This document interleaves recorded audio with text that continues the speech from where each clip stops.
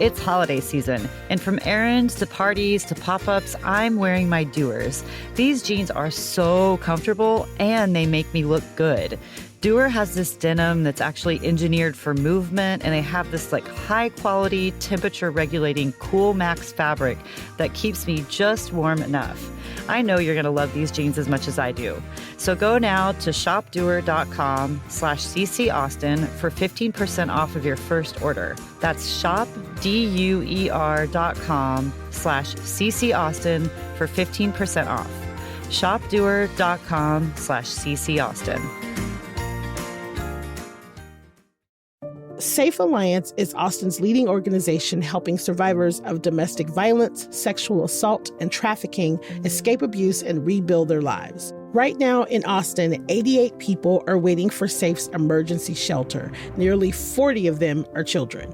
If every person in the Austin metro gave just $1 a month, it would house 1,000 people every night. So start your monthly gift today at safeaustin.org/citycastgives. That's SAFEAUSTIN.org/citycastgives. $1, huge impact.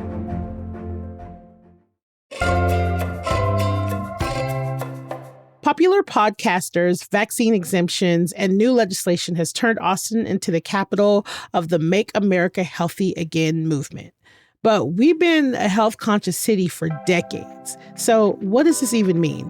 Today on CityCast Austin, my guests help me find out.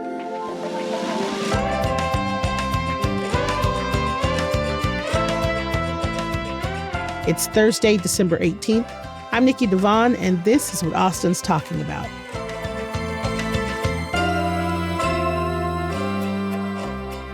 Hello, I am here today with Isabella Cueto, a reporter with Stat News. What's up, Isabella?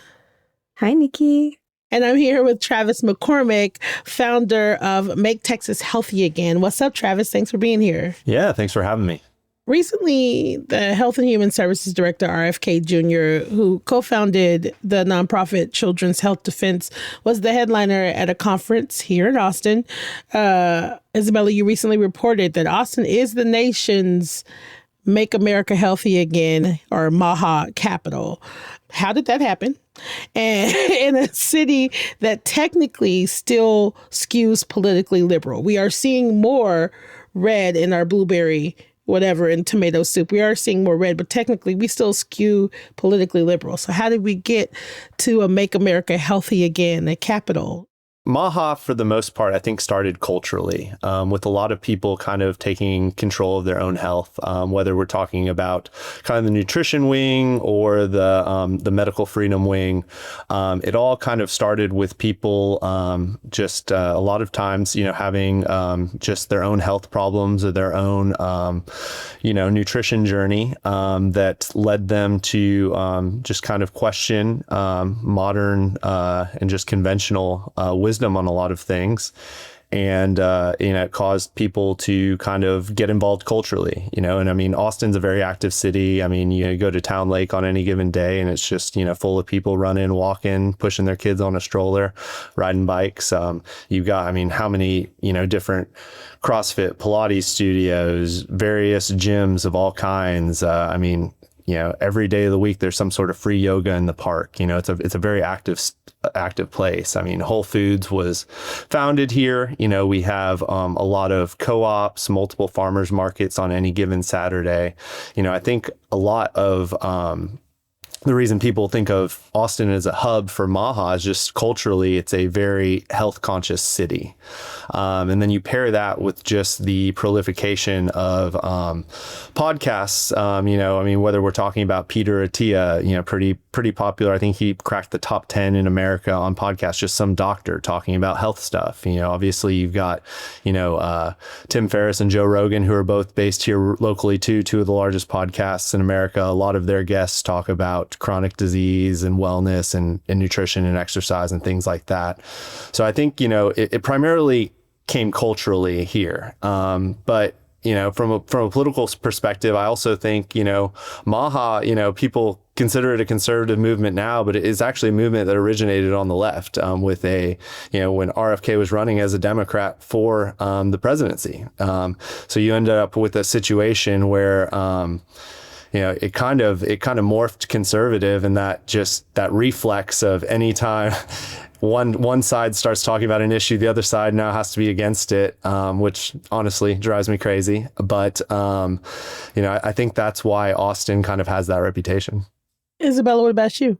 I think that's a really good summary. And part of what's interesting to me too, and the reason I wanted to spend some time in Texas and in Austin when covering MAHA, is that the area of Austin has this appetite for kind of like unconventional thinkers and like these ideology bending and politically amorphous things. And so it felt like the perfect place where something like MAHA could take hold, because there is this like, red state and these more like conservative and individualistic ideas at play, and like, freedom is front and center, and whatever people, however people define freedom for themselves. But then you also have these ideas that are coming from places like California and coming from the left. And there's also an interest in those. And so I think that tension is really interesting, and makes Austin like an ideal MAHA destination, in addition to just what Travis was mentioning, all of the power players that have settled in the area.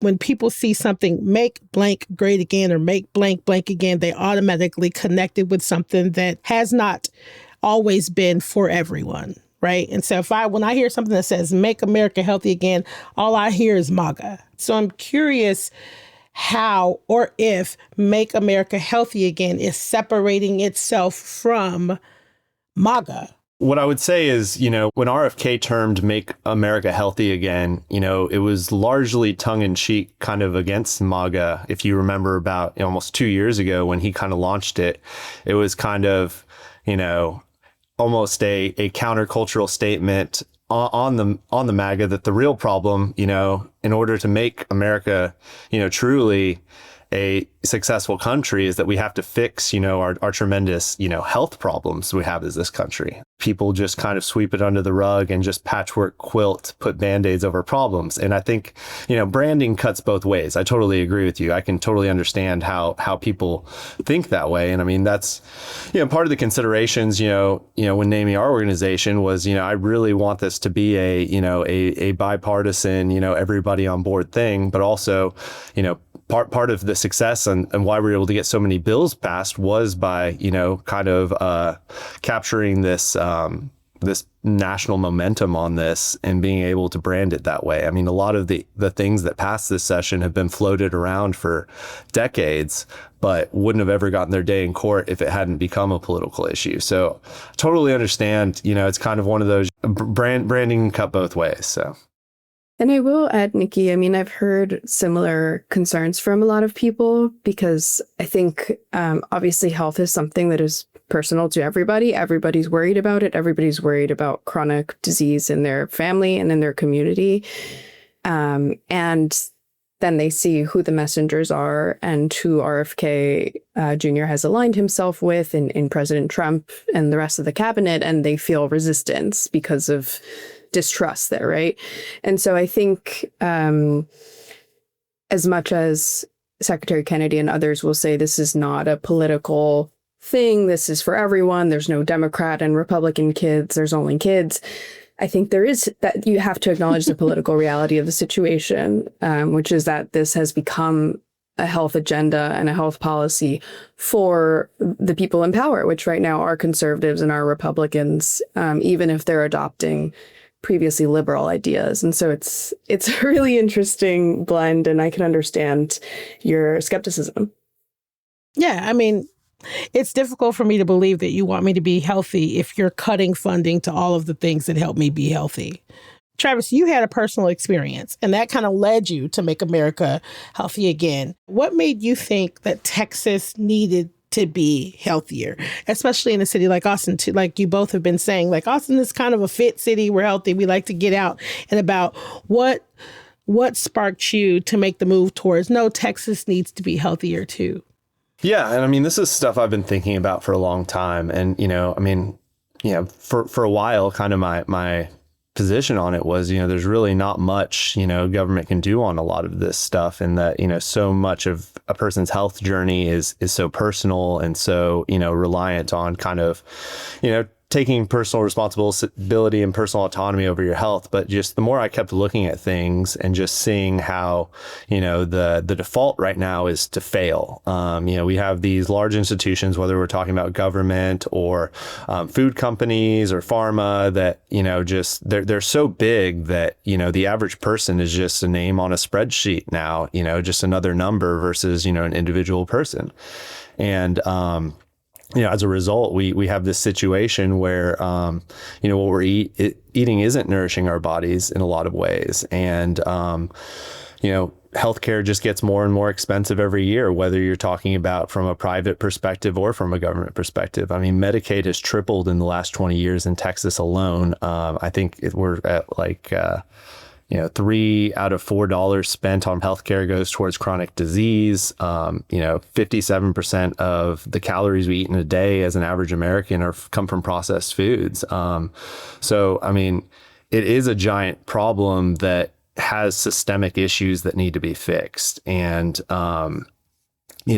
personally, I fell into this from a number of perspectives. My mom had a stroke probably about 15 years ago now. And just since then, she's kind of been in and out of the hospital a couple of times a year and just kind of, I'm her primary, caretaker when that type of stuff happens. And we moved her to Austin recently, but, sitting with her in the hospital after a fall or something and just seeing how the food they feed them undermines the treatment they're receiving, just it seems like we need to rethink this altogether. And I mean, I'm not somebody that I've struggled with this type of stuff, throughout my life. And, a few years back, I lost 80 pounds, having, really just dedicated myself to eating very clean and exercising. And, like I said, a lot of this comes down to, you have to make that personal decision, but especially with kids and with vulnerable populations, I think we can do a lot better.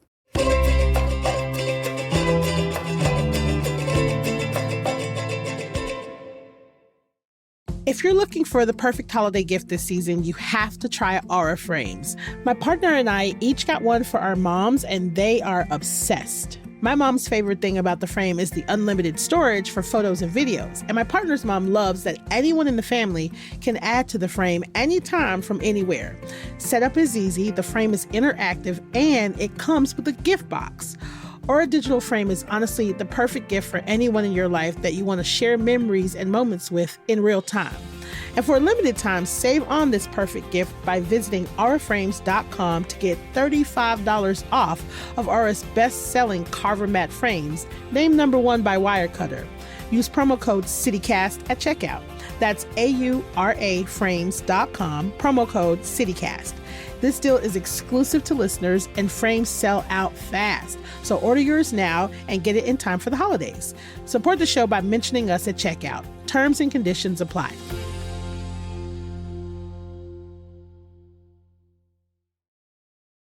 MAHA is more than just eating, right? It's more than just saying that we have to be healthier when we eat. We have to have nutritionists. Our doctors have to become not certified nutritionists, but they have to take classes in order to, the whole thing. I understand that it's more than just eating based. I understand that. I also understand that they are trying to pass legislation against lab-grown meats. Like I see the somewhat robust approach that is trying to take. But what I am not seeing or hearing, and maybe it's just because I'm not hearing it. I'm not saying it doesn't exist. What I'm not hearing, what I'm not seeing is a conversation about inequity and accessibility and how are we approaching Texans, Austinites that don't have the same kind of accessibility as people that have money, or as people that like have health insurance, or people that people that are or aren't on Medicaid. I'm curious about how both of you feel Make America Healthy Again or Make Texas Healthy Again are addressing those parts of health. Isabella, why don't you go first? I think it's interesting because I've heard kind of two schools of thought on this when talking to people in and around MAHA. One of which is that we need to focus less on issues like equity and accessibility and refocus on motivating people to change the priorities in their lives. So instead of going out and buying ultra processed foods, it's buying whole foods. And there are people that say it's actually more affordable to buy whole foods and buy fruits and vegetables than it is to buy chips and other foods like that. And then I think there's another school of thought, which is that this is a concern and they want MAHA to be for everybody and they want to reach as many people as possible, but they're just not using those terms that have been in the mainstream in the past, 4 or so years. And they're kind of rebranding it in part because we're under an administration that does not want DEI to be a part of the conversation. And so it's kind of a reframing of that. I think there are valid critiques to be made of that if you are not addressing the systemic barriers that are keeping people from getting healthcare and accessing food, then you can talk about it all night and day. But I think there is an active conversation about this. It just looks slightly different than what has been happening. I don't know if Travis, maybe you have more to share on that, because I know that this is something we talked about too, was making MAHA accessible and doable for everybody.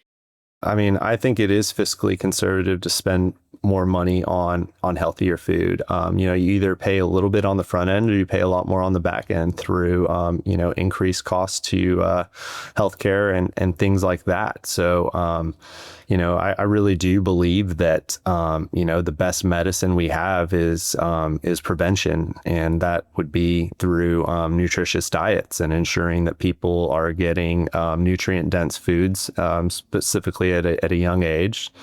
So I mean, some of the things I've been talking to lawmakers about is, over the last, decade, what we've done with the rainy day fund at the state level is look for long-term investments in things, whether, this last year we passed the $1 billion a year for new water. We've passed stuff for roads.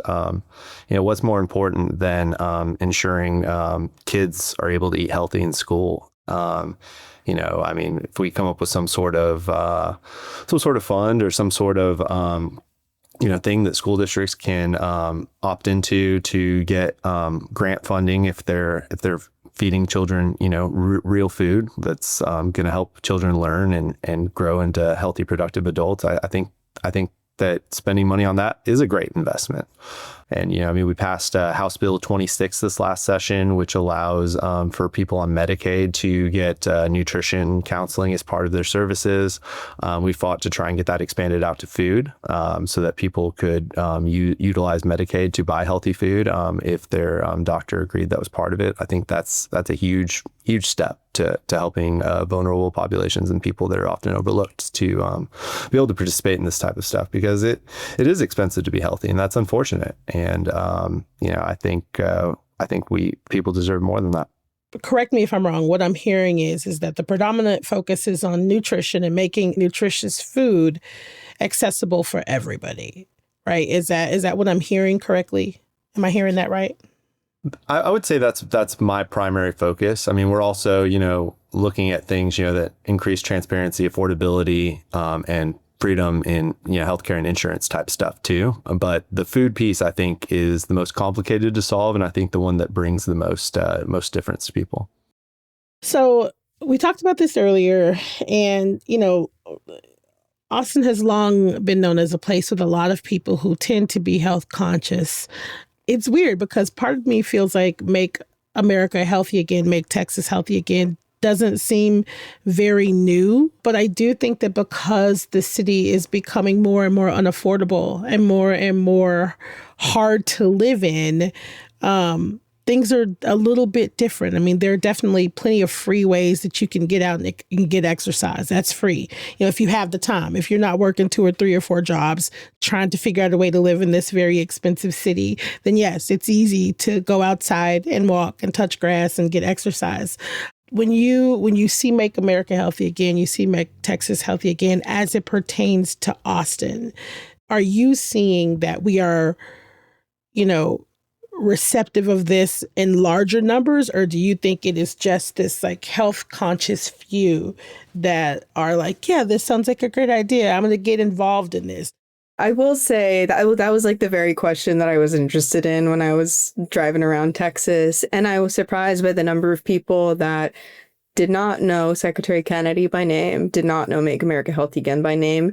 But by diffusion, by being online, by being in the stew that we're all in, had adopted and taken on some of these ideas, including like skepticism about corporate interests and concern about what's in their food and like the need to prioritize their health. And so this is definitely in the water, whether you're paying close attention or not. And I do think that that can be a powerful motivating force for people, within a certain range. I think you're absolutely right in that, like, it's a privilege to have the free time to be able to do exercise. You can say, yeah, going up and down stairs at work is exercise, but we all know it takes a little bit more effort and intention to be like really on top of your health.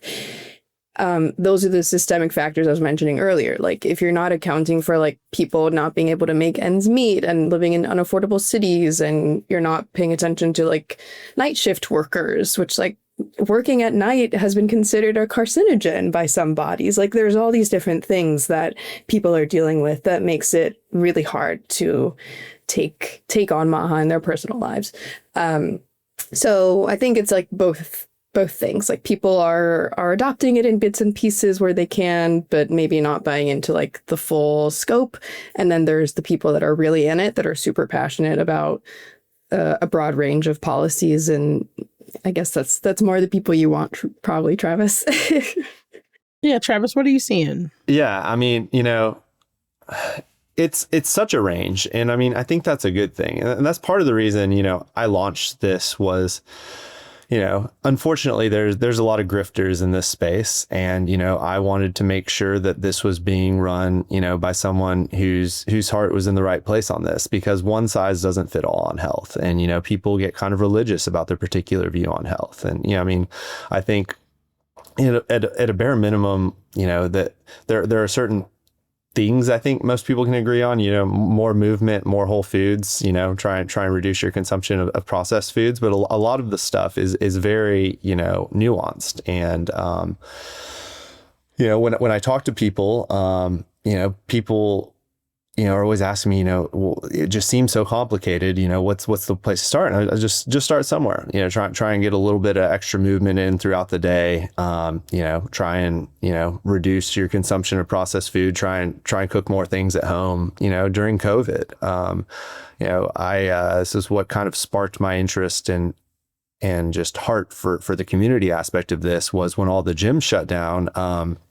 I had been working out in my garage, so I had, some weights and some stuff, and I bought up a few more things. I just started inviting my neighbors to come work out in my driveway. And sometimes people would walk by and invite them over, and like pretty soon this thing like ballooned, and we had, 15, 20 people a day just like working out in my driveway and, just talking about, health and life, and just people from all different, viewpoints and walks of life. And I just saw such a, tremendous small little impact of just this microcosm of just my little street. If you remember, COVID was a very just inflammatory time where people were, rightfully so, angry about a lot of things. And, so I just I really did think this was like one of few issues where everyone should agree that like, the stats all tell us the same thing. There's an emergency here. What can we all do to just try and make things a little bit better with health? And I'll add one more thing, which is just that I do think the major holdup for a lot of people is the vaccine issue and how Secretary Kennedy is handling vaccine policy. I think a lot of people don't agree with that. And so they see buying into the other parts of MAHA as maybe inappropriate because they feel like they're signing on to this broader agenda that they're not aligned with. And I think there's also the other case where people are super on board with getting rid of vaccine mandates and these other changes, and the food and nutrition is just an added bonus. Yeah, it definitely seems like there's a particular culture, right? I think that you're right, Isabella. I think when we start talking about vaccines, it definitely pinpoints a culture. A culture comes to mind along those lines. So like some people might be surprised to hear that parents can file a conscientious objection to vaccines and send their children to public schools despite a vaccine requirement. And among kindergartners at Austin AISD, the MMR vaccine rate is 88%. That's lower than the state and national average. And I don't want to get into this huge vaccine debate, but I do want to understand, I won't call it rhetoric, but this anti-vaccine conversation that seems to be happening within this space. What do you say to people that believe that vaccines are healthy and they are a part of keeping people healthy? How are you having these conversations? I think this is a more nuanced discussion than people give it credit for. For one, I don't think there's a lot of people that are anti-vaccine. I think there are a lot of people that are more, pro, parental choice or individual, informed consent. And I think, they hear the contradictory public messaging of, go get vaccinated. If you're vaccinated, you're protected, but then get screamed at that if they don't get vaccinated, they're putting those same people's life at risk that were already vaccinated. And, that inconsistency doesn't really breed confidence for people. And then, you pair that with the fact that, there's a liability shield on vaccines. So if people do have an adverse reaction, they can't sue. So for like parents, it feels like you're being told to do something and not allowed to think about it. This wasn't something that I really spent a lot of time thinking about until I had a kid. And it's just I had a daughter that was sick and, was due for her 6-month shots. And our pediatrician basically kind of fired us because I was unwilling to, give my daughter shots on a day that she was sick. And I mean, to me, that comes down to, inflammatory response. And, I just didn't want to, make things worse when my daughter was sick. And I think a lot of parents have those issues. And, it's fine for me. Like I can, go find another pediatrician and, figure that out. Probably wasn't a good culture fit. But what about that single mom that already took a day off from work and now has to make these decisions? That exception that you talked about, which has been in law for over 20 years, it was just allowing people to download that form off the internet versus having to literally write the HHS, have a form sent to them, go get it notarized, turned it in. The other one was not allowing people to discriminate against somebody getting a organ transplant based on their vaccination status. So, a lot of the vaccine policy that's being debated in Texas really isn't anti-vaccine. It's just more giving consumers more autonomy and informed consent in making decisions about medical procedures. I think that is a super gracious way to describe it. As someone that doesn't have children, it is absolutely not my job to tell parents what to do with their kids. Having time to think about these things, to make the right decision for your family, all of that good stuff. I understand how that's important. But at the end of the day, measles are popping up more than before when parents are making this decision to not vaccinate their child and then bring them to a public school. They are taking away other parents' choice. What do you think is the middle ground? It kind of goes back to how I started it. We're told if you're vaccinated, you're protected. But then, if somebody isn't vaccinated, I think that is the middle ground. If you are protected through vaccination and someone else doesn't want to get it, then you're protected. I think it's really is that simple. It comes down to, I get the argument for herd immunity, right? But as a parent, the goose versus the gander, if you will, like if I have a choice between making a decision for what's best for my child versus what's best for society, I'm going to choose my child 100 out of 100 times. And that's just the daddy bear in me. Love my daughter.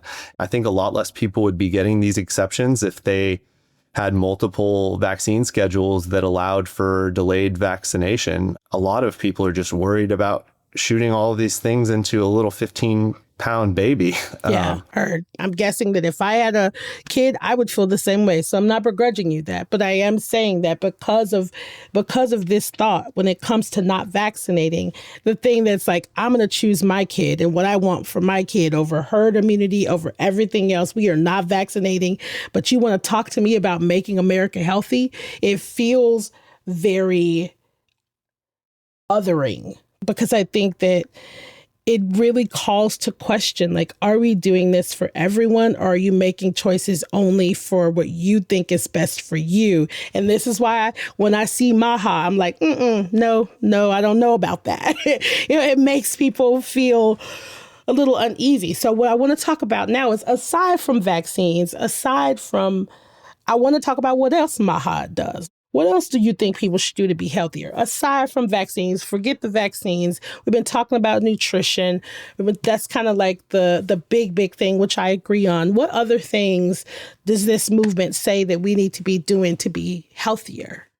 Well, I think there's also this big focus on personal freedoms, what's called medical freedom. And so that means like getting a full conversation with all of your questions answered, and basically getting to have a detailed chat with your primary care provider or someone else about what you're going to do about your chronic illness, about your vaccines, about basically just getting a robust conversation about medical decisions. That goes into these other realms when it comes to like fluoridation. And so that's another big MAHA thing, has been like getting fluoride out of drinking water. There are some studies which are controversial, I should note, that found there could be some neurodevelopmental impacts on children that were exposed to a lot of fluoride. Still ongoing debate about the fluoride issue. And then I think there's also a lot of things about like bringing more nutrition education into education for doctors and nurses and other healthcare providers. There's things about having more what's called lifestyle or behavioral treatment. So having your doctor, before putting you on a medication, talk to you more deeply about what you can do in changing your diet and changing your lifestyle to try and like reverse your condition. And there's maybe one of the more promising things that's developing right now is reform to how doctors are paid, which could incentivize more primary care. I think when you talk about prevention, this is one of the big issues, is that in our current system, specialists are paid much more than primary care physicians. Things like counseling your patient on how to eat better or how to exercise, those are not paid very well. And so there's less of an incentive. Doctors have too much to do and too little time. And so it's created this like tilted system where we're very good at dealing with acute problems that pop up all of a sudden, and we're not good at dealing with prevention and with chronic problems. And so right now, the Centers for Medicare and Medicaid is talking about reforming this system so that there is more of an incentive to focus on primary care. And so I think there's some exciting conversations about primary care reform happening, and MAHA has definitely driven that conversation forward. I think everybody agrees on that. I mean, shit, that's what I'm talking. I mean, yeah, that's, I would much rather hear about that. And this is what I'm talking about. What other things are we missing about MAHA, Travis? Modernizing the medical system, especially when it comes to prevention and primary care, is one of our top priorities. All these costs are skyrocketing. It would really go down if you address the problems before they get there. One that I'm really proud of that we passed this last session that didn't get a lot of attention was we banned insurance companies from using AI as a sole determiner on denying your healthcare claims. So all of these insurance companies were building out these AI algorithms to just look for loopholes to tell you, no, you're not covered for that. And we've now banned that. So now a doctor is going to get to determine whether or not you get a referral and get to go on and use something that you are paying your money every month as part of your monthly insurance bill. You should be able to be able to get those services that you've paid for. I think one thing we're looking at for next session, one way to make primary care more modernized is, direct primary care is a great thing, but who can afford it? I mean, I can't afford direct primary care. But I mean, how awesome would it be to just be able to text your doctor when you have a little bit of a problem or a question about something and get it solved early? So we're looking at ways where maybe you can utilize your deductible, at least with state-funded health insurance plans, start there, and kind of use that towards direct primary care to kind of incentivize people to move in that direction and start building out that market. We're pretty open on, what type of reforms, just really anything that increases affordability, transparency, and accessibility in these type of things. That sounds totally reasonable. That sounds like having more time with my doctor sounds like a reasonable thing. Not having, health companies use AI against me sounds like a reasonable thing. You start talking about MAHA's take on autism and all of what feels to me heavily like misinformation when it comes to health. Autism is not caused by Tylenol. It is not, Like there are just some things that are being said that are just absolutely, just science has proven that it is not true. So I'm curious how you are walking that line between these very, very reasonable things that you're talking about and getting done, these very reasonable results that you're getting, and then things that just, please excuse the term, are just batshit and they don't make any sense. How are you walking that line? We spend a lot of time kind of thinking through our legislative agenda. A lot of bills can be filed, but, the more things that are filed, the more distraction from like some of the bigger things you're trying to push. So, we spend a lot of time.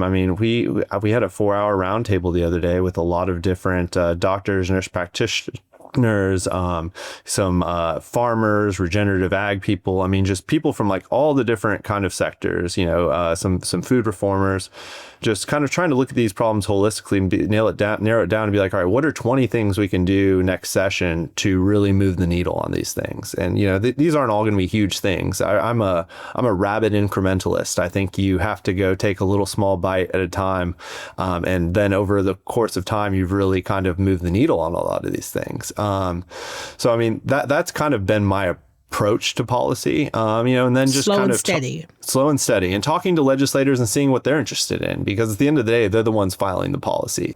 During the session, we actually, Rep. Carrie Isaac out of New Braunfels founded a MAHA caucus and built it out over the course of the session to like 35 House and Senate members. It's bipartisan, multi-cameral. I think there's 5 senators and the rest are House members. And just kind of working with those people because they've, kind of indicated that this is a priority for them. There are some fights that have kind of been had that are like kind of turf wars within medicine that have just been sacred cows that can never be touched, like with scope of practice stuff. And, for decades, we've been hearing people scream about the practitioner shortage in Texas. So one way to solve this, because we're not going to get that many people put into medical school overnight, is to kind of bifurcate the medical system for small things to allow, advanced nurse practitioners and PAs to handle some of the smaller stuff. It's cheaper, it's easier to access. So be able to label those type of reforms as MAHA and really go fight for them from that aspect has really actually been an advantage, because these things are getting the light of day that were never seen before, because now it's politically expedient. So my last question is, I want to know, each of you, what do you want to see out of MAHA? It's really interesting being on this side of things, because I'm usually the one asking people this question. Look, I've been writing about chronic disease for like 3 or 4 years now. And it's only in the last year that people are really excited and interested and fired up about it. And I want to see the numbers shift. I want to see disease rates start to decline. I want there to be clear cases where a policy that this administration has passed or that states have passed is improving people's health, children's health. I would love to see that. I think measuring these things is really difficult. And we haven't gotten a clear sense from the administration about how exactly they're measuring progress, because I think once you get into government and really any leadership position, it can be easy to say, okay, we made a task force, or we had a round table, or we wrote a report, and consider that a win. But really the win is like people's health and what the health outcomes are. And so that's really what I'm focused on. And I would love to see that change. Travis, what about you? Yeah, so the next legislative session starts January 2027. So, I mean, we've been working already on kind of what our legislative priorities are. What can we do to move the needle? Some of the stuff, I'm looking at is just some more transparency things. Our biggest accomplishment, I think, this last session was Senate Bill 25, which basically, if a product contains any of like the 45 like worst offenders in terms of additives and dyes, then this company has to put a label on it, basically saying not for human consumption, like a big old label on the front. And the whole point of that is no company is going to do that in the right mind. So they're going to reformulate and create a better product for consumers. I mean, we've all seen all of the social media posts about how none of this stuff's in the food in Europe, and they reformulate it to make it more addictive here in America. So, I mean, that's like a real win that we were able to get done, So I want to like kind of take that further. I want to get some country of origin labeling for beef, pork, poultry, seafood. A lot of the meat we eat here in Texas, even the stuff that says it's made here, has just been processed here. The transparency on this is just totally whack. It needs to be fixed. Also, looking at ways where we can get whole foods into schools, more of them. I'm not under any delusion that it'll happen overnight, but we need to start chipping away at that problem and make sure that our kids have higher quality meals, just so that they have a better chance in life. If we can start kids early, I think that's really the key. Yeah, I think that's probably the thing that I am interested in the most. If you can get good food for all children, all kids, like all kids, kids in public schools, kids in underrepresented areas, all kids get really good, healthy food, I'm with that all day, every day. So yeah. Isabella, Travis, thank you so much for being here and having this conversation with me and chatting about this. I really appreciate it. I appreciate all your insight. This was awesome. Thank you so much. Yeah. Thanks, Nikki. Thank you.